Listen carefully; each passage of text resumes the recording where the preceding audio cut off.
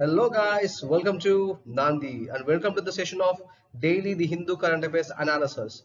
And the topics of the day are India AU Naval Exercise 2021, MP Land Scheme, Mandrega. So these three topics are very relevant for your UPSC and other state service examination, any government job examinations. And there was one more topic which I skipped, that is UAPA Unlawful Activities Prevention Act. Why I skipped it? Because we have already dedicated a special video for that particular topic. So I would request you to go through that particular video. I will provide the link in the description box. Let's begin the session. Next topic. India, three European Union nations begin naval exercise. So India, along with three European nations, they are Italy, Spain and France, begin a naval exercise in the Gulf of Aden. Here you can see in the diagram, this is Gulf of Aden. We will discuss this. So what is the objective of this naval exercise? The objective of this naval exercise is to counter piracy operations in the Indian Ocean region and protection of naval vessels deployed under United Nations World Food Program, and also it underscores the shared values and common interest of these countries, that is to promote and ensure free, open, inclusive, rule-based international maritime order. This objective is significant in the backdrop of China's aggression in the South China Sea and Indian Ocean region. So what are the ships which participated in this exercise? From Indian side, INS Trikanda participated in the exercise, and from Italy, Carabinieri, and from Spain, Navarra and Tonnerre, and from France, Surkov are part of this naval exercise. So this exercise is significant in the backdrop of the aggressiveness of China. Okay, so it is conducted in the Gulf of Aden. Here you can see in the map, this is the Gulf of Aden, which actually connects Arabian Sea with the Red Sea via Bab el Mandab. Okay, this is Bab el Mandab Strait. Okay, via this it connects Red Sea with the Arabian Sea, and the north side you can see Yemen here, south Somalia, in the east Socotra Islands, and here Djibouti you can see here. So all these are important, and you have to remember from north to south, south to north, east to west, and west to east directions. Okay, so this basic information is compulsory, and this particular portion is important from international point of view plus map point of view. Also this particular topic comes under your security and defense or international relations topic of your UPSC or UPSC examination. Next topic. Nobody objected to building new parliament when it was proposed. Lok Sabha Speaker Om Birla calls for smaller constituencies, increasing number of MPs. As you know that under the Central Vista Redevelopment Project, the Indian government is now building a new parliament building, right, in order to accommodate more number of MPs. So this particular topic I've already discussed in a detailed manner in the series of explained. So I would request you to go to that particular video. I will provide that link in the description box.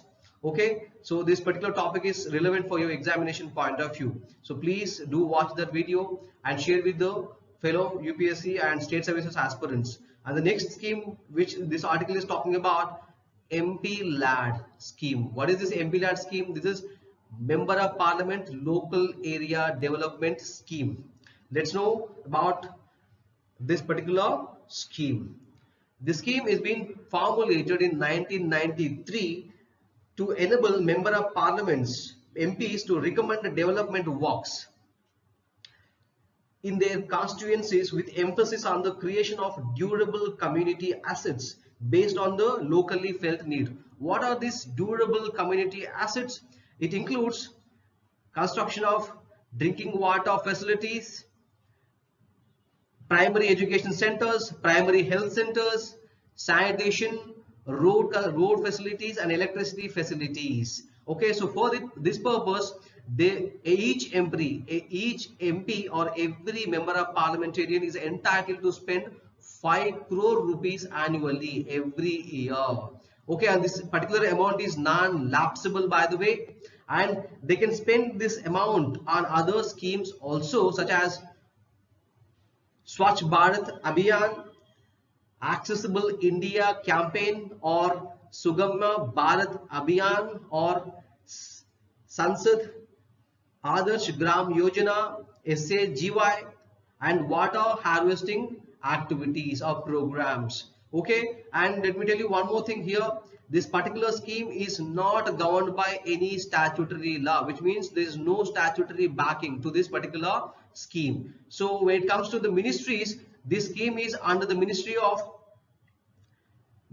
Statistics and Program Implementation since 1994. So initially it was under the Ministry of Rural Development and Program. So these details are significant and enough for your examination point of view. Lift restrictions on MGNREGA's works in rural areas.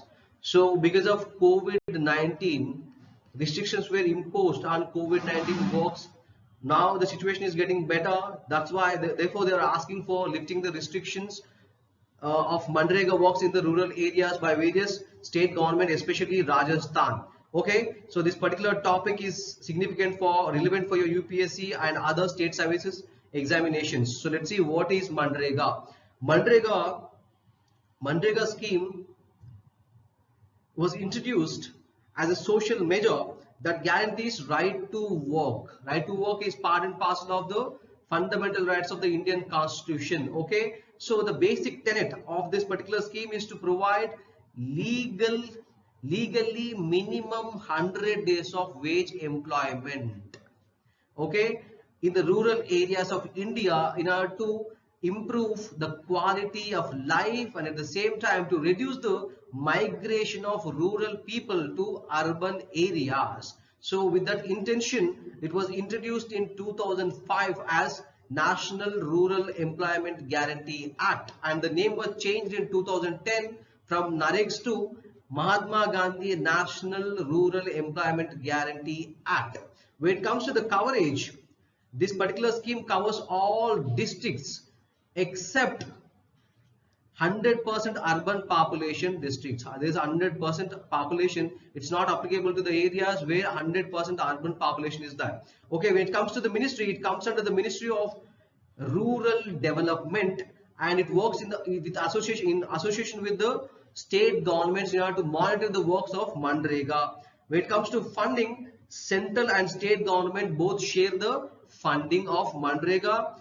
And when it comes to the key features of MGNREGA, number one, it is a demand-driven scheme. What is meant by demand-driven scheme? It means workers will get the work whenever the demands and not when the government has work available. Okay, and number two, right to get unemployment allowance. So what does it mean by right to get unemployment allowance? So in case of employment is not provided within 15 days of submitting the application or from the date when work is sought, that particular person is entitled to get unemployment allowance. Okay, and there's a provision for timely payment also. At the same time, women empowerment. This particular scheme promotes women empowerment by giving them priority. Okay, and minimum it works according to the Minimum Wage Act 1948. Okay, and one more thing, social audit under MGNREGA is mandatory. Okay, so eligibility. What is the eligibility to get work under MGNREGA? The particular person must be a citizen of India, and he should be or she should be 18 plus years and must be a resident of local household under the panchayat, and at the same time that particular person must be volunteered for unskilled labor. So these are the key facts or key issues regarding the MGNREGA which are relevant for your UPSC and other state services examinations.